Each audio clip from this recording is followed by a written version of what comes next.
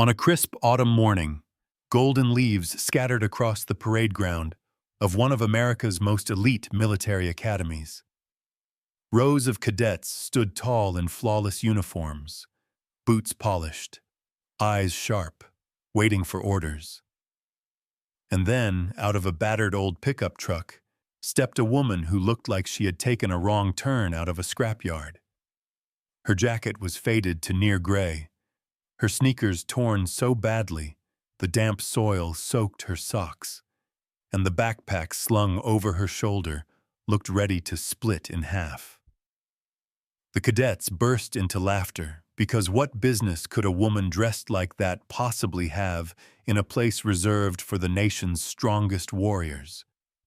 Yet, hidden beneath the layers of ridicule was a secret so powerful it would silence the entire base. The question you must ask yourself is this: why would a woman who looks like a beggar dare to walk into the training ground of America's most elite soldiers?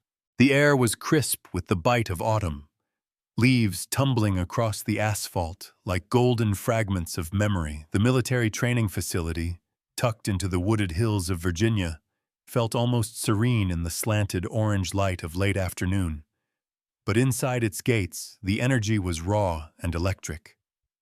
Recruits barked laughter, boots slammed into the ground, and egos clashed in an atmosphere already thick with rivalry. Into this charged setting came a battered old pickup truck, its paint oxidized to a dull brown, its engine coughing as if it resented every mile it had to endure.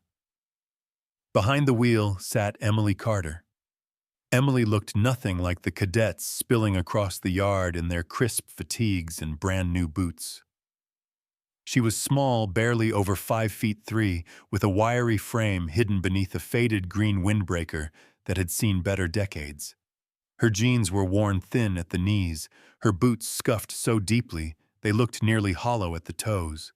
She had brown hair, shoulder length, often falling forward into her face, and a complexion that might have been described as plain if one was feeling charitable. Nothing about her appearance suggested she belonged in a place where strength was measured by muscle mass, medals, or reputation. And yet she stepped out of the truck with a quiet certainty, hoisting a threadbare duffel bag over one shoulder, her eyes scanning the grounds with the watchful patience of someone who had learned to survive by listening before speaking. Jake Hollister spotted her first. He was 23, tall and broad-shouldered, with the kind of easy grin that came from years of being told he was the best. His blonde hair was kept short in regulation cut, his jawline sharp enough to belong on a recruiting poster. But there was arrogance in the way he carried himself, the subtle roll of his shoulders that told everyone he expected to win before the contest began. Jake had grown up in a family decorated with service medals, his father a colonel, his older brother a ranger, and he bore the weight of legacy with a mixture of pride and entitlement. Watching Emily climb out of that decrepit truck, he smirked and elbowed the recruit next to him. "Look what wandered in from the junkyard," he said loudly enough for half the yard to hear. "Did we open the gates to charity cases this year?" His voice, smooth but laced with cruelty, drew laughter. Tiffany Moore, standing nearby, flipped her long blonde ponytail with a theatrical flourish. Tiffany was striking in the way models were striking: tall, slim, with skin bronzed from expensive vacations, and a smile that had more calculation than warmth. She had entered the program with sponsorship from a powerful defense contractor, a fact she never let anyone forget. Behind her polished exterior, Tiffany carried the sharpness of someone who feared irrelevance and cloaked it with constant derision of others. She leaned closer to Jake, her lips curving into a smirk. "She looks like she got lost on her way to the soup kitchen," Tiffany drawled. "Maybe she came to scrub the floors." Brandon Lee, never far from Jake and Tiffany, barked a laugh. He was leaner than Jake, with a runner's build, sharp cheekbones, and restless eyes that seemed always on the lookout for trouble or opportunity. His buzz cut made him look younger than his 22 years, but his voice carried the cocky edge of someone desperate to prove himself. Brandon had grown up bouncing between foster homes, hardened by neglect, and he wielded humor like a shield. Yet that humor usually came at someone else's expense. He cupped his hands around his mouth and shouted toward Emily, "Hey, sweetheart, did you take a wrong turn from the janitor's closet?" His words set off another ripple of laughter. Emily didn't flinch. She tightened her grip on the duffel, adjusted it on her shoulder, and began walking toward the barracks. Her silence was more unnerving than if she had snapped back. She gave them nothing, not even the satisfaction of a glare.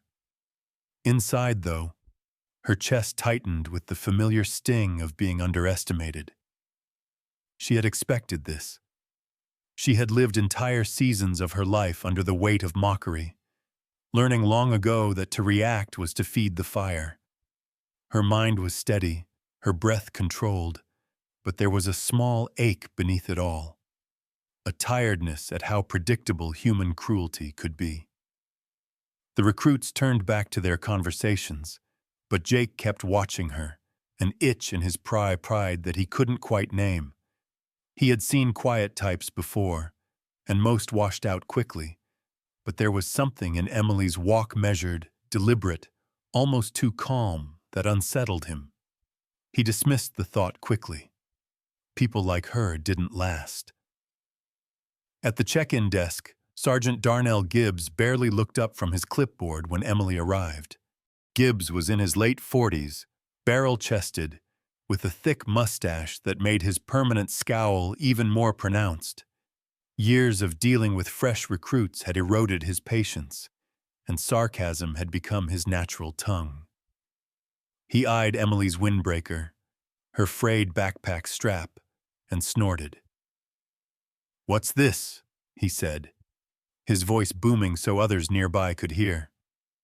"Did the thrift store send us a volunteer?" A couple of recruits chuckled, encouraged by his tone. Gibbs shoved a stack of forms at her. "Name?" "Emily Carter, sir." Her voice was even, quiet, but firm. "Carter," he repeated, scanning the roster. "Well, you're on it, though I'll be damned if I know why." "Don't slow down my line. Get your gear, such as it is, and move." Emily accepted the forms without comment. Her eyes lingered on Gibbs's face for a moment, memorizing the lines of impatience, the disdain barely veiled. She didn't resent him. She had seen men like him before, men hardened by years of cynicism, who mistook silence for weakness. She turned and walked toward the barracks. Inside the dormitory, the energy was no softer. Cadets lounged on bunks, swapping boasts and stories, their voices competing for dominance. When Emily stepped in, conversation dipped, then spiked in snickers. A few phones discreetly raised to capture the arrival of the outsider. She moved to an empty corner bunk, placed her duffel carefully on the floor, and sat. Her heart beat steadily, though she felt the weight of every eye. She had chosen this path, knowing it would be hostile. What she hadn't yet decided was when to stop enduring and start revealing.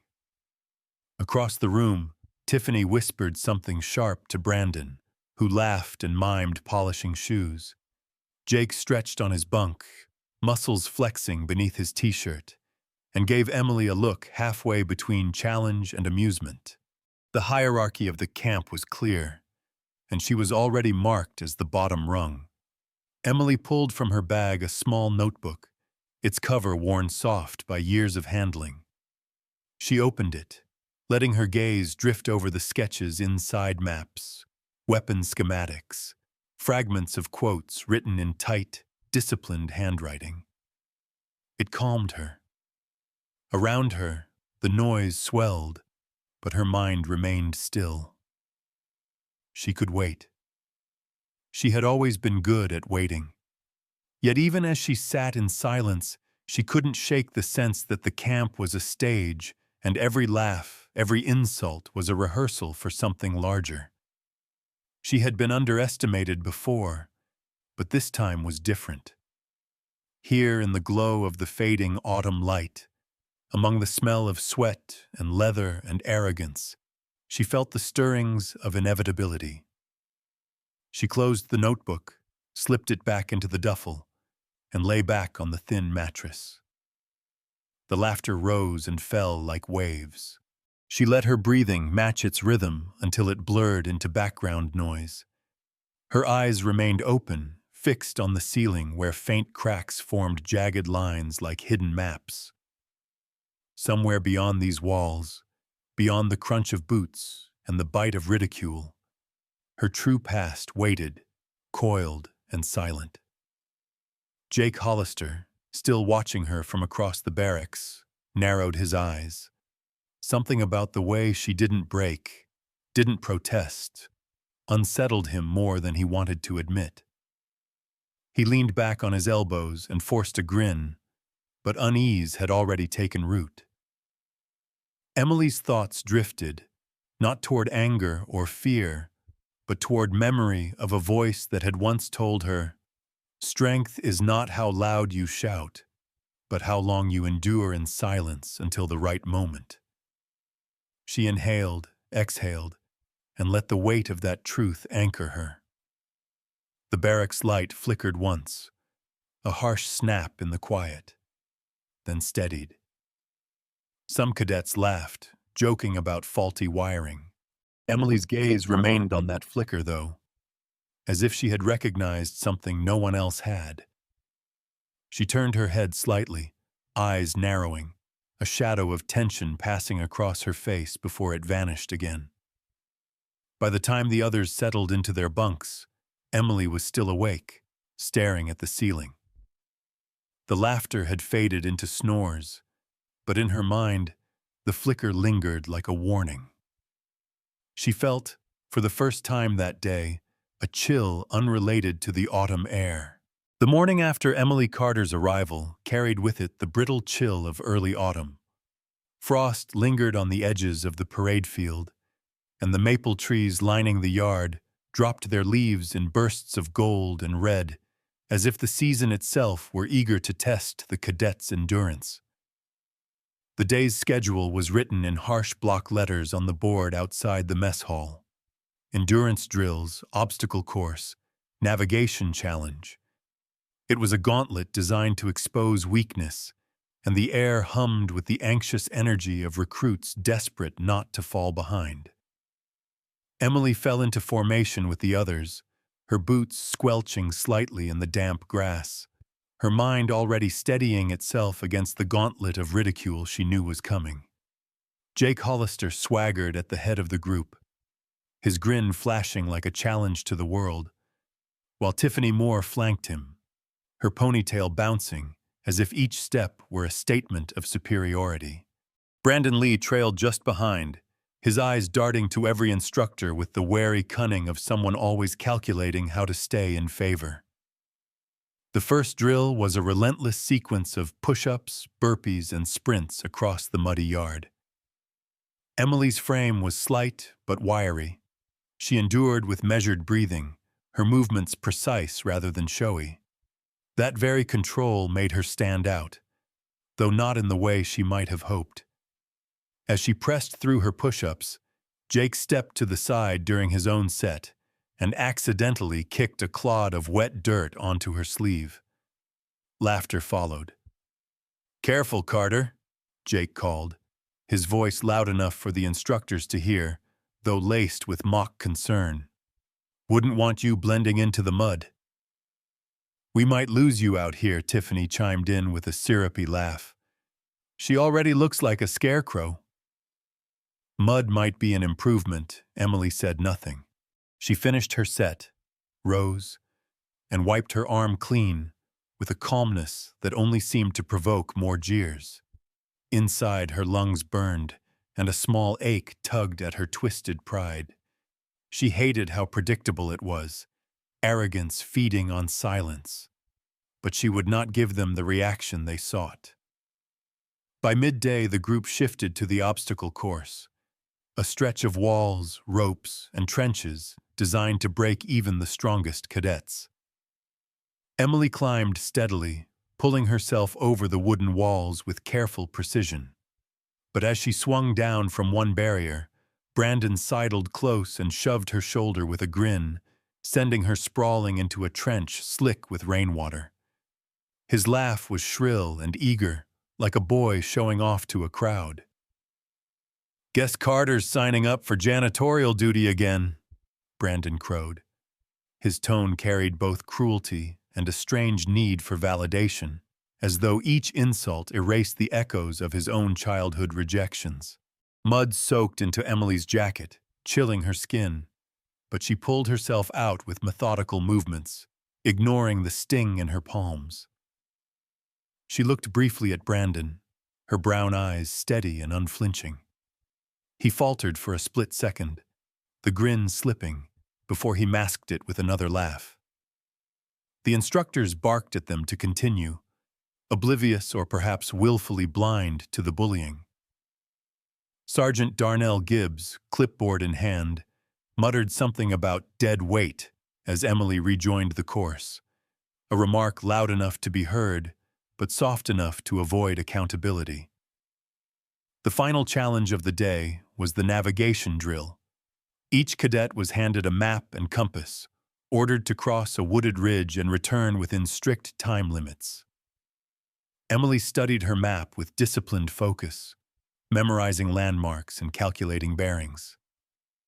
She moved into the forest alone, the crunch of leaves beneath her boots muffled by the canopy above. For a time, the solitude was almost calming, the forest a respite from the mockery. But the illusion broke when laughter echoed through the trees. Jake, Tiffany, and Brandon had trailed her, circling like predators. "Hey, Dora the Explorer!" Brandon shouted, his tone mocking. "Lost already?" He snatched the map from her hands before she could react. His fingers tore it down the middle with exaggerated flair, the scraps scattering into the wind. Tiffany giggled, her blue eyes sharp. "Oops, guess you'll have to use your sense of direction." "Oh wait, do you even have one?" Emily's jaw tightened, but she refused to give them the satisfaction of outrage. She watched the scraps of her map float away, then looked at Jake, whose grin faltered for just an instant under the weight of her silence. "Hope you know your way back," she said evenly. And then she walked on, her steps as steady as if nothing had happened. The group exchanged glances. Brandon laughed again, though softer this time. Tiffany rolled her eyes. Jake, unsettled by the lack of fear in her face, muttered something under his breath and turned away. Emily continued, relying on memory and instinct, each step a reminder that survival didn't always require tools, it required resilience. That evening, the mess hall buzzed with energy. Cadets boasted about their times on the obstacle course, their voices swelling with competition. Emily carried her tray to a corner, her food plain and untouched, her posture quiet but firm. The mockery arrived swiftly. Brandon strutted over, dropping into the seat across from her with deliberate noise. "Lost girl," he said loudly, ensuring others turned to listen. "You planning on eating that, or just staring at it like you did with your compass?" Phones appeared, eager to capture humiliation. Tiffany leaned over from the next table, smirking. Maybe she's waiting for someone to spoon-feed her. Emily picked up her fork, took a slow bite, and chewed with deliberate calm. Her silence made Brandon's smirk falter, but he leaned in closer, his eyes glinting. With a sudden flick, he sent her glass of water spilling across the table and onto her lap. The room erupted with laughter. Emily reached for a napkin, wiping the mess with steady hands. She did not look at him. She did not look at anyone. Her face remained unreadable, though inside her chest the ache deepened. She wondered, not for the first time, if all cruelty was simply fear in disguise. As the laughter swelled, one voice cut through the noise. "Here." A hand slid across the table, placing a folded map into her grasp. Emily looked up to see Rachel Alvarez. Rachel was 21, with olive skin, dark eyes, and black hair pulled back in a simple braid. She carried herself with a quiet dignity, her shoulders straight, but her presence subdued. Unlike Tiffany, Rachel wore no makeup, her uniform neat but unadorned. There was a reserve in her gaze, the look of someone who had learned the value of silence not from privilege but from hardship. Rachel's family, Emily would later learn, had emigrated from Mexico when she was young. Her father, a construction worker, had been injured in a fall and never fully recovered, leaving Rachel to balance school and caregiving. That history had carved into her a resilience less showy than Jake's arrogance, but far stronger. "You'll need it," Rachel said softly, her accent faint but warm. She glanced around nervously, as though afraid of being seen helping. Then she stood and returned to her table. Emily studied the map in her hands. It was small, clearly torn from Rachel's own kit, but intact enough to serve. For the first time that day, something flickered behind Emily's calm gratitude, sharp and unexpected. Yet even kindness carried consequences. The next morning, the instructors announced disciplinary points against Emily's squad. The official reason: failure to maintain team integrity during navigation. Jake's smug grin told her everything she needed to know. He had framed her, and the instructors had accepted it without question. As Emily stood in formation, the chill of the autumn wind cut deeper than before. She tightened her fists at her zaras, steadying herself against the sting of injustice. Inside, though, a question lingered, heavy as stone. How much longer could she endure their cruelty without revealing what she truly was? Her gaze drifted to Rachel, who stood a few rows away, her expression tense, her eyes flicking toward Emily with a mix of worry and solidarity. Emily gave no sign of acknowledgement, but the connection was made. The sergeant barked the next order, and the cadets moved in unison. Emily followed, her boots thudding against the damp earth. Yet as she moved, she felt the weight of something heavier than mud on her shoulders, the knowledge that sooner or later, silence might no longer be enough. And that thought unsettled her far more than any insult Jake Hollister could throw. The third day of training dawned gray, the clouds pressing low over the camp like a heavy lid. The crisp scent of autumn leaves mixed with the tang of oil and gunmetal as cadets gathered at the weapons range. Today's test was different. It was not about endurance or navigation.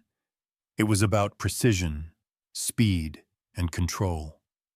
Rows of M4 carbines gleamed on the benches, their black metal cold against the morning air. Instructors barked orders, and cadets lined up with nervous energy. Emily Carter stood near the end of the line, her brown hair tucked loosely behind her ears, her jacket still faintly stained from yesterday's mud. Around her, recruits muttered, stretching their fingers as if loosening muscles might make them faster. She knew what was coming: the disassembly and reassembly drill.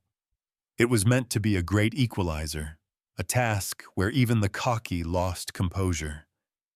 2 minutes, the head instructor barked. Complete takedown, clean assembly, military specifications.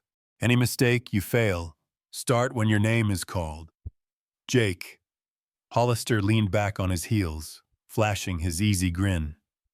"Don't sweat it, Carter," he said loudly, just enough for surrounding cadets to hear. "If you drop a screw, maybe they'll let you sweep it up with a broom." Laughter followed. Tiffany Moore smirked, her ponytail swinging, while Brandon Lee whispered something crude that made his friends snicker. Emily didn't answer. She placed her hands in her pockets, fingertips brushing the rough fabric, grounding herself. Inside, her chest was calm, but her mind was coiled, alert. These drills weren't about the weapon. They were about patience, discipline, and letting muscle memory flow without hesitation. One by one, cadets stepped up. Brandon fumbled with the firing pin, swore under his breath, and barely finished under the time limit. Tiffany shook slightly as she slid the bolt into place, her hands betraying nerves. Jake moved quickly, boasting as he went, finishing in just under 2 minutes, his grin wide as if he had won a championship. Then the instructor called, "Carter." Emily stepped forward. The crowd quieted, anticipation thick. She didn't rush.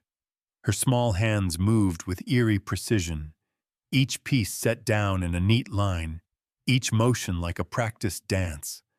Pin, bolt, carrier, spring, everything flowed in order, smooth and exact. She reassembled the weapon just as calmly, sliding each component back into place with no wasted movement.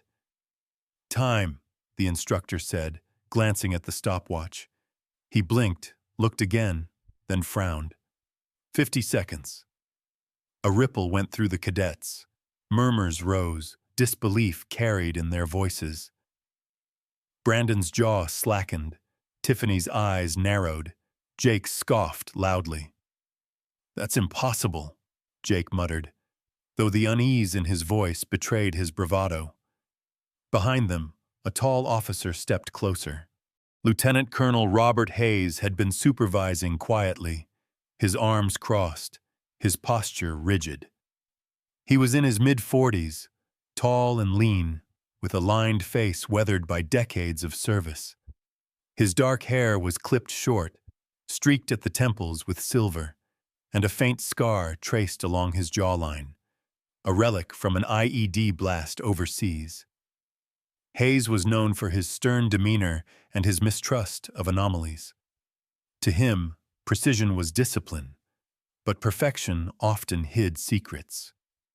He studied Emily with narrowed eyes, suspicion tightening his features. "Carter," he said, his voice deep and sharp, "where did you learn that?"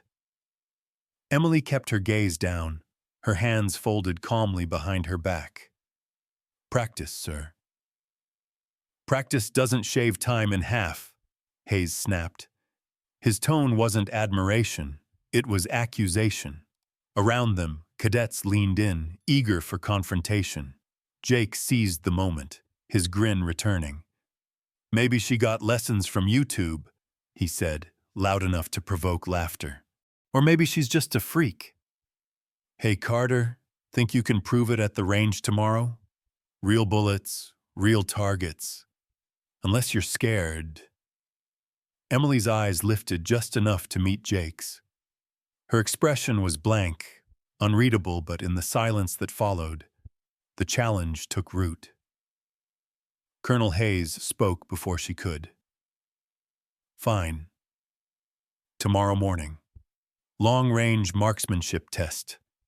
Let's see if your talents hold under pressure." He emphasized the last word, as though daring her to crack. The group buzzed with energy. Brandon elbowed Tiffany, whispering gleeful predictions of failure. Jake straightened with pride, convinced he had cornered her into exposure. Tiffany crossed her arms, her lips curling with satisfaction. Emily returned to her place in line, her heart steady, though her thoughts turned inward. She hadn't wanted this. Each moment of competence only sharpened their suspicion. Yet hiding forever was impossible. She knew that. The question was how long she could delay revelation. Later that evening in the barracks, the atmosphere was charged with anticipation. Jake bragged openly about his own shooting scores, claiming he would expose Carter as a fraud. Brandon exaggerated stories of past competitions, while Tiffany fed the fire with sly remarks about Emily being nothing more than a fluke. Rachel Alvarez sat quietly on her bunk, her dark braid draped over her shoulder.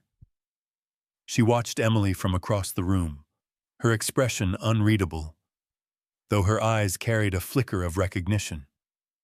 She had grown up in hardship. She knew resilience when she saw it. When the others laughed, Rachel remained silent. As lights dimmed, Emily lay on her thin mattress, staring at the ceiling. She thought of her father's voice, not her biological one, but the man who had shaped her, the teacher whose lessons were etched into her very muscles.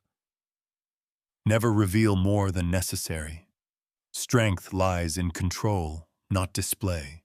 She exhaled slowly, her fingers brushing the faint fabric over her shoulder blade, where the tattoo lay hidden. Tomorrow, control would matter more than ever. Outside, the wind rattled through the autumn trees, scattering leaves across the courtyard. The sound was sharp, almost like whispers. Somewhere in the darkness, a light flickered in the range building, a reminder of the test looming ahead. Emily closed her eyes, but sleep did not come. Her mind replayed the rhythm of assembly, the weight of the weapon in her hands, the inevitability of the shots she would have to fire. The camp would not forget what happened today, and tomorrow would either confirm their suspicions or silence them in disbelief. But as the barracks settled into uneasy quiet, a voice pierced the dark. Jake's whisper, low but laced with menace. Tomorrow she breaks. Emily's eyes opened again, calm but steady, as the shadow of that promise lingered in the stale air of the room. The next morning broke under a pale autumn sky, the air sharp with cold as cadets filed toward the long-range shooting range. Their boots crunched on frosted leaves, breath rising in faint clouds. For most, it was another test of nerves. For Emily Carter, it was the stage where every eye would be fixed on her, waiting for proof that she was either a fraud or something else entirely. Jake Hollister strutted at the front, shoulders squared, his grin stretched wide, radiating certainty. Tiffany Moore walked beside him, flawless ponytail swaying, her smirk carefully curated for the crowd. Brandon Lee kept up a stream of mocking commentary, hungry for attention. The recruits clustered around them, the camp's hierarchy in full display. At the back, Emily moved quietly, her steps measured, her eyes scanning the range with calm calculation. Rachel Alvarez fell in line a few feet away, silent as always, her gaze sharp but unreadable. The range stretched out before them, 5 steel targets gleaming faintly at the 400-meter mark. The cold wind tugged at jackets, whistling across the open field. The cadets lined up, the buzz of chatter swelling as rifles were laid out. Lieutenant Colonel Robert Hayes stood with arms crossed near the instructor's table, his scar catching the light. His eyes stayed fixed on Emily. Every instinct told him this woman did not belong, her precision unsettled him, and his military career had taught him to mistrust anything that didn't fit neatly into protocol. To his left stood Colonel Charles Whitmore, the commanding officer of the base. Whitmore was in his late 50s, tall, broad-shouldered despite the years, his hair white at the temples but neatly cut. His uniform bore the weight of decades of service rows of ribbons, polished brass. His face was deeply lined, not only from time but from battles both physical and political. He carried himself with stern dignity, but beneath that iron posture lay exhaustion from years of holding an institution together. Unlike Hayes, Whitmore rarely raised his voice. He believed authority was better shown in silence than in barked commands. But when he did speak, even generals listened. 5 shots, Whitmore said, his voice deep, carrying easily across the range. 5 hits. Miss and you're out. Begin one by one, cadets stepped forward. Brandon went first, eager to prove himself, his confidence crumbling when 2 bullets went wide. Tiffany followed, her polished appearance undone by trembling hands. She missed 3, her face flushing with humiliation.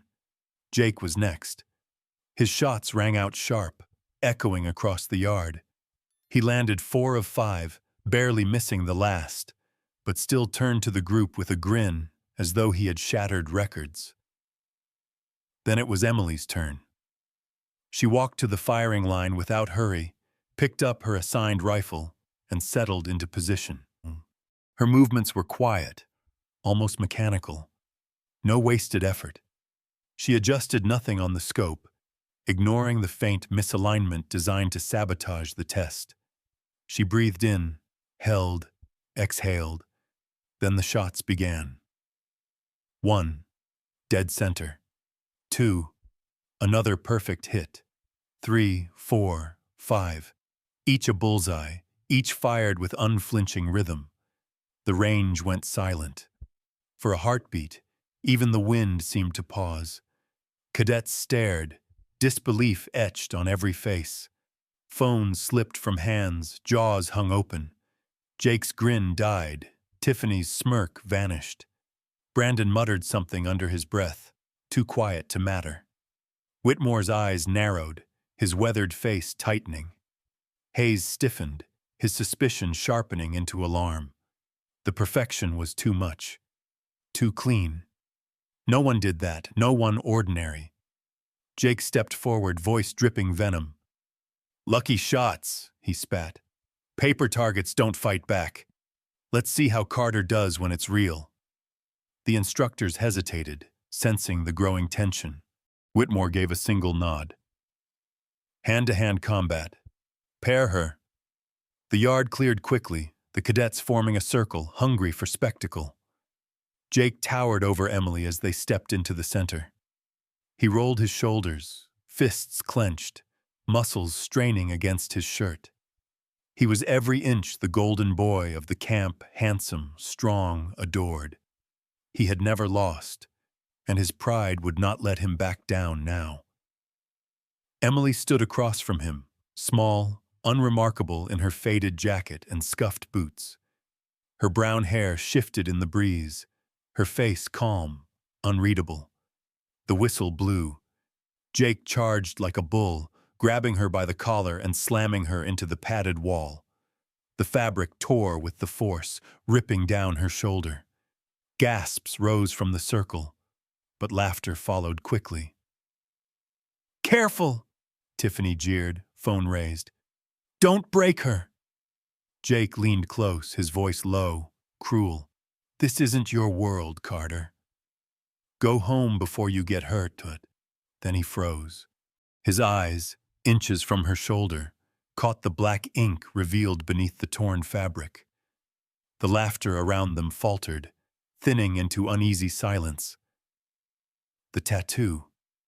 A serpent coiled around a shattered human skull, fangs dripping venom. The design was intricate, dark, alive with menace. For a moment, no one spoke.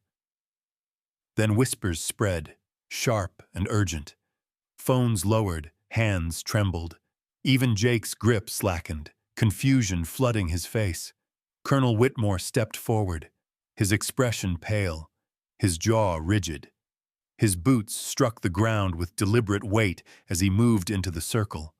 His eyes fixed on Emily's shoulder, and for the first time in his long career, his face drained of color. The cadets parted before him, silence thickening like fog. He stopped only a foot away, his chest rising heavily. His hand came up in a slow, deliberate motion until he stood at full salute. The yard erupted into stunned quiet. Not laughter, not chatter, just breathless disbelief. Emily, pinned against the wall, looked directly at Whitmore. Her face gave nothing away, though her eyes carried a glint of inevitability. as if she had always known this moment would come. And in the silence, every cadet understood. Whatever Carter had been pretending to be, she was not ordinary. She was something else. The air inside the training compound shifted after the revelation of Emily Carter's tattoo. Respect had replaced ridicule. The cadets who once laughed now stepped aside when she passed. Yet with recognition came suspicion, and whispers began circulating like wildfire through the chilly autumn nights. By the week's end, Colonel Charles Whitmore called Emily into his office and, in a voice rough with restraint, informed her she would temporarily serve as an acting instructor. The cadets would learn from her precision and discipline. For Emily, the assignment was both relief and burden. Relief, because she no longer had to sit through the daily jeers of those who doubted her. Burden, because the spotlight she had sought to avoid now followed her into every drill, every yard of the compound. Even Rachel Alvarez, the quiet cadet, who had once slipped her a spare map, kept her distance. Emily told herself it didn't matter. Solitude was her armor. Yet at night, lying on the thin mattress of her quarters, she couldn't ignore the weight pressing at her chest. Exposure was dangerous, and she had lived too long in the shadows to forget that. The trouble began with a rumor. At first, it was little more than a whisper, that Emily had fabricated her past, that she had stolen the symbol of the ghost viper to gain favor. Then, conveniently, evidence surfaced: grainy photographs, suggesting she had been present at civilian protests years earlier, doctored files claiming she had failed out of an obscure training program. A forged report even alleged she had once been disciplined for falsifying identification documents. Colonel Whitmore summoned her again, his face a mask of stern control, though his pale eyes flickered with unease. "Until this matter is resolved," he said, each word clipped, "you are suspended from active instruction." His salute was absent this time. Emily caught the hesitation in his voice. He wanted to believe her, but regulations shackled him. The cadet yard buzzed with renewed cruelty. Jake Hollister, healed from his humiliation but not his pride, prowled among the others like a wolf regaining confidence.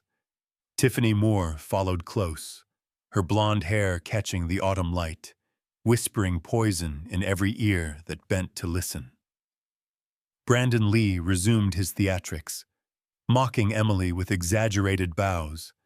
For them, this was justice, payback for the sting of their earlier defeats. Emily endured in silence. She replayed the accusations in her head, dissecting every lie, searching for the hand behind it. The precision of the attack disturbed her. It wasn't cadet mischief. It was calculated, layered, professional. That night, as the compound settled into uneasy quiet, she found herself being followed. The man who finally approached was not a cadet. He was older, mid-30s, lean and deliberate in his movements. His hair was dark brown, cut short at the sides, his jaw sharp, a faint shadow of stubble outlining his face. His suit was civilian, but the squared shoulders and careful posture betrayed military bearing. "Emily Carter?" His voice was low, steady, practiced. She narrowed her eyes. "Depends who's asking." He extended a leather identification case. The insignia of the Department of Defense gleamed faintly under the hallway lights. "Daniel Price, Defense Intelligence Service." Emily studied him carefully. There was control in his gaze, but also something restless, like a man who carried secrets too heavy for his age. His hands bore faint scars, as though he had once handled more than papers. She wondered what ghosts had shaped him. "What do you want?" she asked, keeping her voice flat. Daniel lowered his tone further. "I've been watching. You're being set up."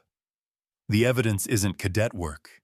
It's coming from higher, from outside, a private defense contractor. They've been funneling money into experimental soldier programs that failed. They need a scapegoat, someone to discredit before questions reach their boardrooms. You fit their narrative perfectly. Emily's jaw tightened. She had suspected as much, but hearing it confirmed twisted the tension deeper. Why tell me? Because the smear job isn't just about you, Daniel replied. It's about keeping certain truths buried. If they succeed, Ghost Viper's name is tarnished forever, and so is anyone tied to him, including me. She tilted her head. Including you? Daniel's lips pressed into a thin line.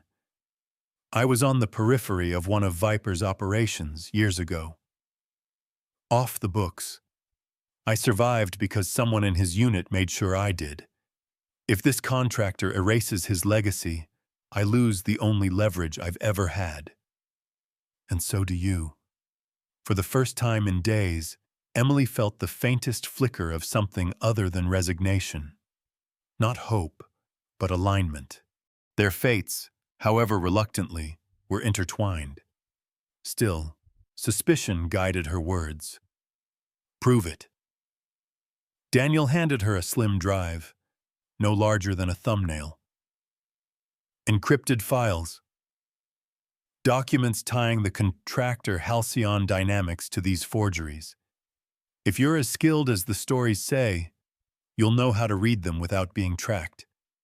But you need to move fast. They won't stop here. They'll push until Whitmore has no choice but to discharge you in disgrace. Emily pocketed the drive, her fingers brushing the worn fabric of her jacket. A part of her wanted to believe him. Another part reminded her that she had been betrayed before. Trust was not something she gave freely. Daniel seemed to sense her hesitation. His voice softened. I'm not asking for trust. I'm asking you not to give up before you've seen the whole picture. He left her with that, disappearing into the autumn night like a shadow fading between the barracks. Emily returned to her quarters, sitting on the edge of her bunk. The drive felt heavier than its size should allow. She thought of Whitmore's salute, of Rachel's quiet kindness, of the cadet's jeers now reborn. She thought, too, of Ghost Viper, the man who had branded her with the serpent-and-skull, not as ornament, but as proof of survival. Outside, the wind rose, scattering dead leaves across the yard. Somewhere in the dark, a door slammed shut, the echo sharp as a warning. Emily slipped the drive into a hidden pocket, her eyes narrowing. For the first time since her arrival, she felt something stir beneath her calm surface. Not anger, not fear, but the familiar hum of preparation. Whatever game had begun, it was larger than the cadets could imagine, and she intended to play it to the end. But as she leaned back, the light above her flickered once, twice, then died. Darkness swallowed the room. The mess hall had been stripped of its usual noise. Long tables were pushed back.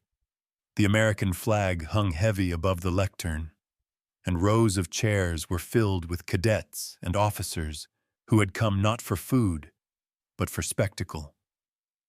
Outside, autumn wind rattled the windows, shaking loose leaves from the nearby oaks. But inside, silence dominated.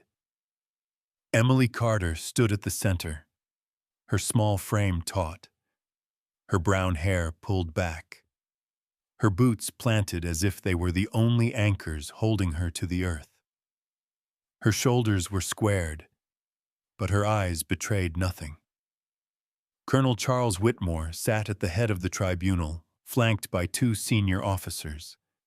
His weathered face was unreadable, though his eyes flickered with something Emily could not quite place: regret, perhaps, or the weariness of a man caught between truth and duty. Lieutenant Colonel Robert Hayes sat stiffly beside him, lips pressed into a hard line, eager to see protocol bury what instinct could not explain. Jake Hollister lounged 3 rows back, his tall frame relaxed, his grin sharp with satisfaction. Tiffany Moore sat beside him, posture perfect, blonde ponytail gleaming under the lights, her lips curved in the kind of smile that thrived on destruction. Brandon Lee whispered jokes to the cadets around him, his boyish face alight with cruel anticipation. The crowd leaned forward, ready to witness the fall of the woman who had unsettled their hierarchy.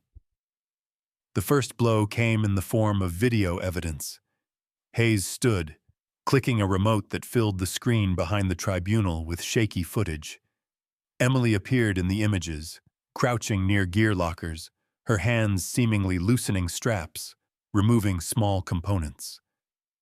The next clip showed her in the yard, walking away just as a rope barrier collapsed, sending cadets sprawling.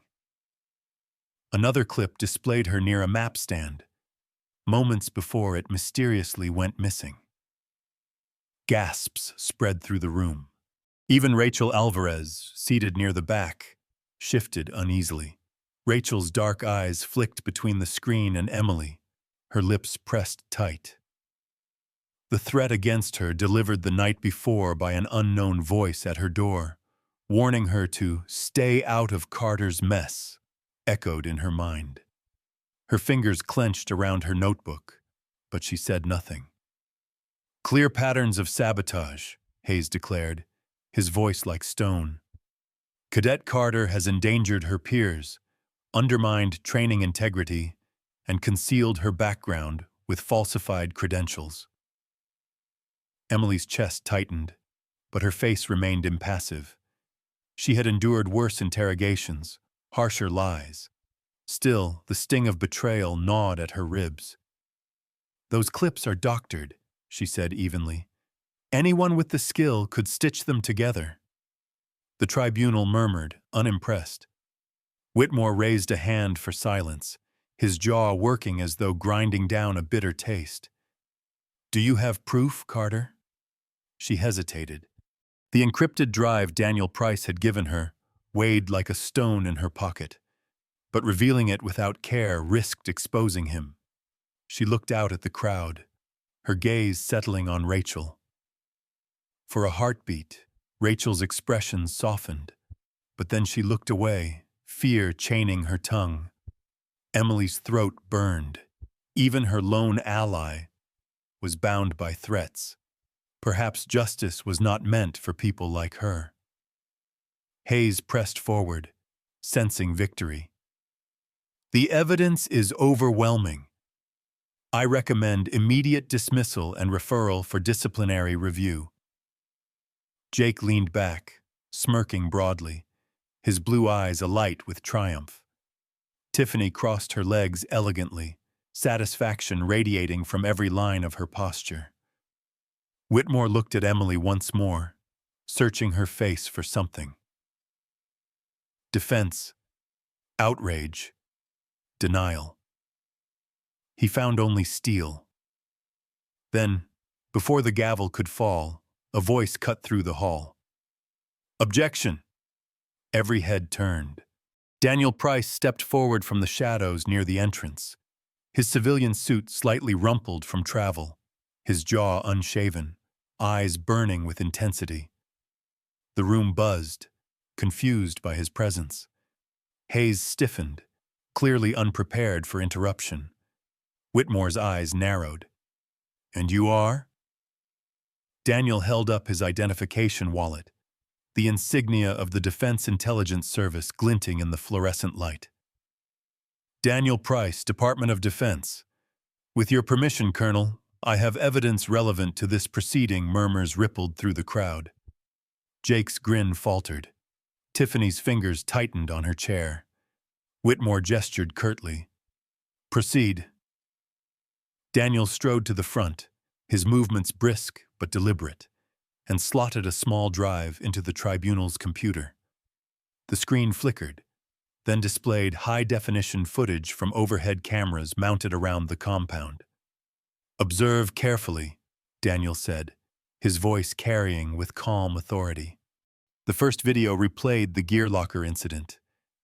This time, the angle revealed Jake slipping behind Emily moments before, loosening straps and scattering tools.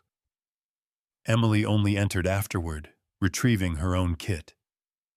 The second video showed the rope barrier drill, with Tiffany nudging the supports before Emily arrived. The third captured Brandon sliding the map into his sleeve, moments before Emily walked by unaware. The cadets gasped again, but this time the sound carried disbelief of another kind. Jake's face drained of color.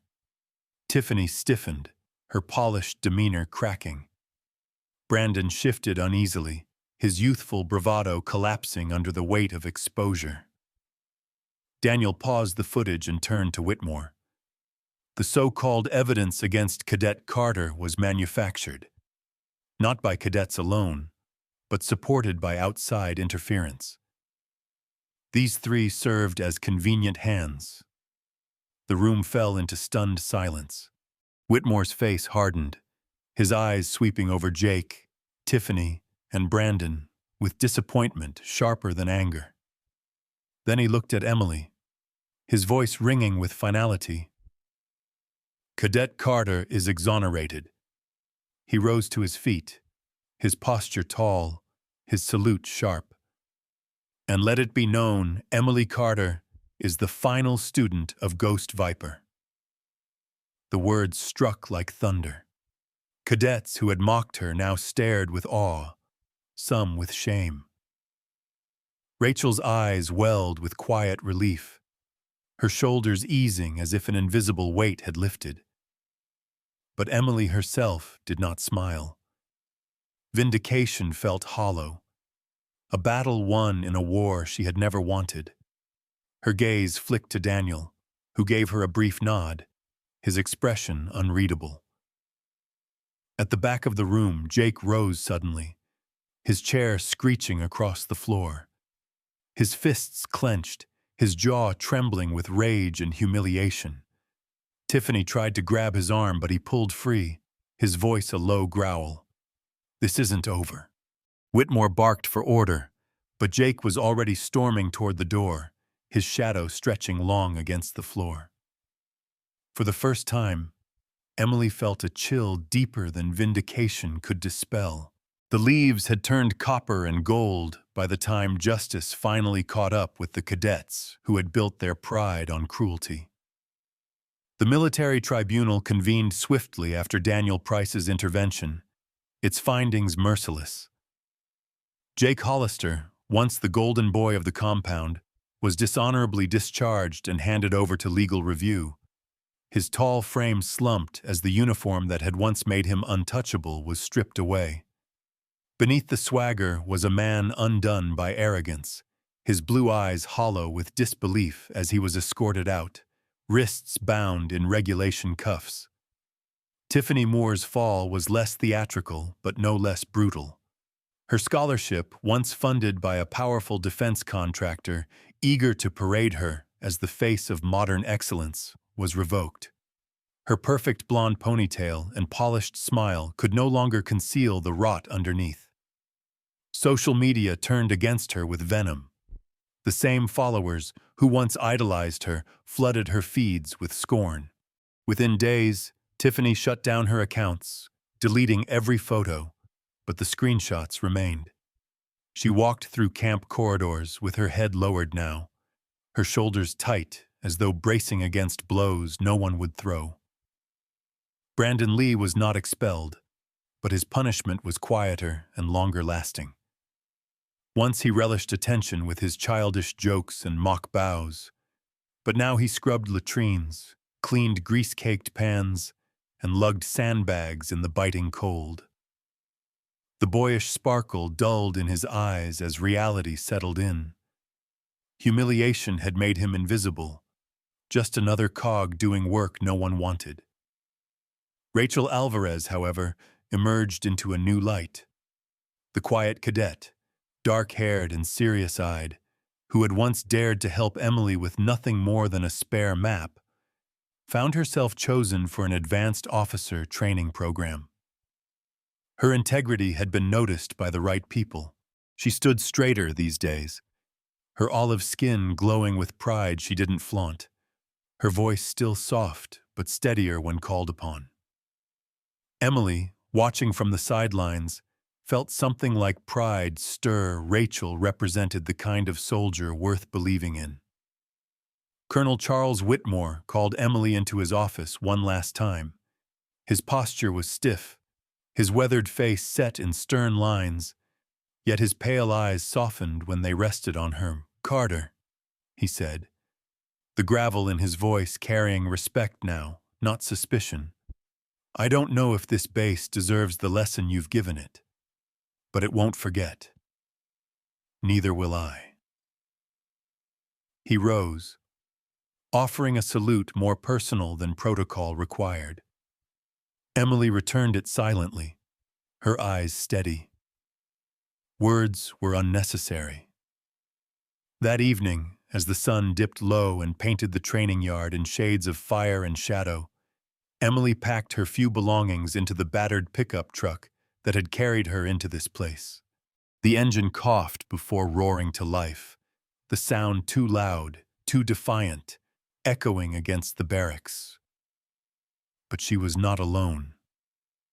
Jonathan Reed was waiting by the passenger door, his tall frame outlined against the setting sun. At first glance, he might have been mistaken for another officer, his black tactical jacket blending seamlessly with the military surroundings. But his presence carried something heavier, the authority of a man who had commanded forces far beyond this compound's scope. His short-cropped hair was streaked silver at the temples, his angular face lined from years of war-room decisions and field scars, his eyes steel gray, unyielding, softened only when they met Emily's. Reed climbed in without a word, his movements efficient, controlled. Yet the smallest smile curved his lips as he looked at her. "It's over," he said simply. Emily glanced in the rearview mirror. Cadets were gathered in small groups, whispering, watching. None laughed now. Some looked fearful, others thoughtful. A few, like Rachel, stood with quiet respect. Emily tightened her grip on the wheel, her face calm as ever. "It's never over," she murmured. Reed didn't argue. He knew she was right. They drove slowly through the compound gates, past the guard shack where soldiers stood stiffly at attention. The truck rattled down the road, dust rising, autumn leaves spinning in its wake. Behind them, the base was already changing stories of the woman with the serpent-and-skull tattoo spreading like sparks in dry grass. Within days, they would leap from camp to camp, across the military, until her name became legend. For Emily, the silence of the road was both comfort and warning. She had lived her life carrying ghosts of missions erased from records, of comrades whose names were never spoken aloud.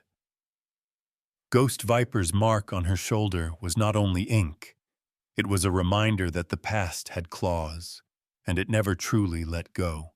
She thought of Daniel Price, of the shadows he hinted still moved in Washington corridors. She thought of the defense contractor, Halcyon Dynamics, exposed but not yet broken. Beside her, Reed rested one hand on the window, his profile sharp against the fading light. His presence was steady, grounding, but Emily knew he too carried the weight of unfinished wars. The truck crested a hill, the base shrinking behind them, the horizon opening wide. Fields stretched in autumn colors, the sky streaked with crimson. Reed reached over, briefly covering her hand on the gear shift. "Whatever comes next," he said, his voice low, "we face it together." Emily nodded, though her eyes never left the road. The hum of the engine, the whisper of the wind, the crunch of leaves beneath tires, it was all temporary calm. She knew peace was fragile, fleeting. As they disappeared into the distance, a lone cadet lingered in the yard. Rachel Alvarez stood with arms folded, watching the dust trail fade until nothing remained. She whispered to herself words no one else heard. They'll never forget her. And yet, even as the camp began to settle into its new rhythm, the legend had already grown larger than the truth. In the silence of the barracks, cadets traded rumors about Ghost Viper, about Carter, about the serpent tattoo. Some whispered reverently, others fearfully, but all knew they had witnessed something extraordinary. The season was turning. The last of the leaves began to fall, carpeting the training ground in rust and gold. Autumn was closing, but the mark left behind would endure far beyond the season. Emily Carter had come to the camp as an outsider, mocked and dismissed. She left as a legend, the quiet figure who had proved that the underestimated might carry the sharpest steel. Yet as the truck vanished beyond the horizon, the wind carried a question that none could answer. Would the woman with the serpent tattoo ever truly escape the shadows that had shaped her? The leaves kept falling, whispering secrets into the soil, and the yard that once echoed with laughter now held its breath.